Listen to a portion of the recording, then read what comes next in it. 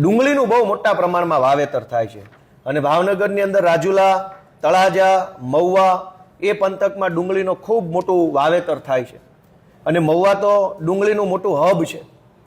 આજે મેં કૃષિ મંત્રી પોતે ભાવનગરના છે.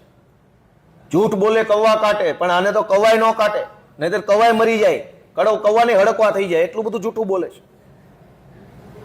કાગડાને હડકવા ઉપડે.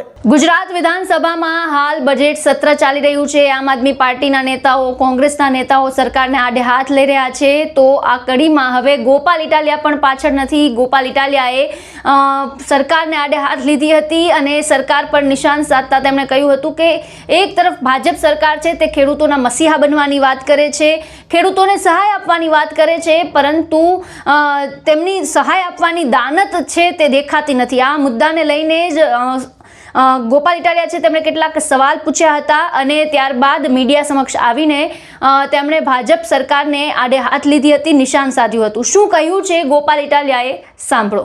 દોસ્તો, આજે 27મી ફેબ્રુઆરી વિધાનસભાના દિવસમાં મારો એક પ્રશ્ન હતો કે ખેડૂતોના મસીહા બનવાની કોશિશ પહેલા દિવસથી સરકાર કરે છે. કૃષિ મંત્રી અને આખી ભાજપની સરકાર રોજ જાગીને ખેડૂતોના નામે મોટી મોટી વાર્તા કરે છે. આજે ખેતી વિષયક મારા બે પ્રશ્ન હતા, પ્રશ્ન નંબર 81 અને પ્રશ્ન નંબર 33.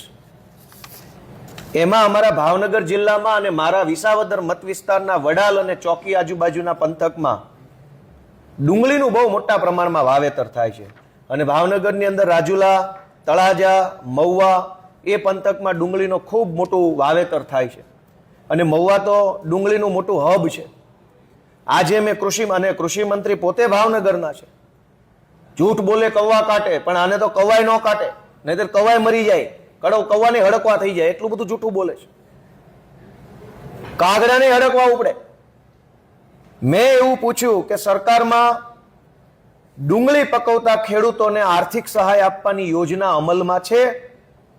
તો કૃષિ મંત્રીએ પાડી હા કે છે તો ખરી. તો અમે પૂછ્યું કે તો પછી કેટલા ખેડૂતોને ડુંગળીની અંદર તમે સહાય ચૂકવી? તો કે કોઈને નથી ચૂકવી. લ્યો કરો મજા, યોજના છે, અમલ નથી, દેવાનું કંઈ નથી, તો આ બજેટ ક્યાં ફળવાય છે? હમણાં ગયા વર્ષે ડુંગળી પકવતા ખેડૂતોને માવઠાનો માર લાગ્યો. અનેક ખેડૂતોની ડુંગળી પલળી ગઈ, ડુંગળી આખી ઉપાડી લીધેલી, ગોડાઉનમાં પડી હતી એમાં પણ સડી ગઈ, યાર્ડમાં પડી હતી ત્યાં સડી ગઈ, ખેતરોની અંદર પાથરા કરીને રાખ્યા હતા ત્યાં ડુંગળીનો બગાડ થયો. ખેડૂતોએ આશા વ્યક્ત કરી કે સરકાર અમને કંઈક મદદ ટેકો કરે અને સરકારે ડુંગળી પકવતા ખેડૂતોની મશ્કરી થાય એવું એક પેકેજ જાહેર કર્યું કે સરકાર ક્વિન્ટલે ₹1 સહાય આપશે. હવે ₹1 તો બીડી આવતી નથી. ₹1 સહાય કેવી હોય?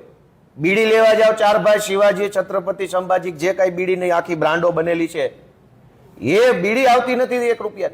સરકારે ₹1 સબસિડી જાહેર કરી ડુંગળી ઉપર.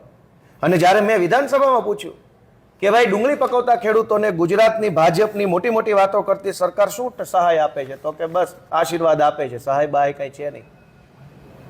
તો આટલું દુઃખ સાથે કહેવું પડે કે ગુજરાત રાજ્યના ખેડૂતોના નામે ચરી ખાતી આ ભાજપની સરકાર ખેડૂતોને કંઈ દેવાનું આવે ત્યારે દેતી નથી. ખાલી ભાષણ આપે, જાહેરાત આપે, ઉપદેશ આપે, ફોટા આપે, કાર્યક્રમો આપે, પણ ખેડૂતના ખિસ્સામાં ₹4 આપવાની આ ભાજપ સરકારની કોઈ દાનત નથી. ગોપાલ ઇટાલિયાના આ નિવેદનને લઈને આપનું શું કહેવું છે? આપના મંતવ્ય અમને કોમેન્ટ બોક્સમાં જણાવો અને અમારી ચેનલને લાઇક, શેર અને સબસ્ક્રાઇબ કરવાનું ભૂલશો નહીં. ફરી મળીશું નવા વિડીયો સાથે. મને આપશો રજા. નમસ્કાર.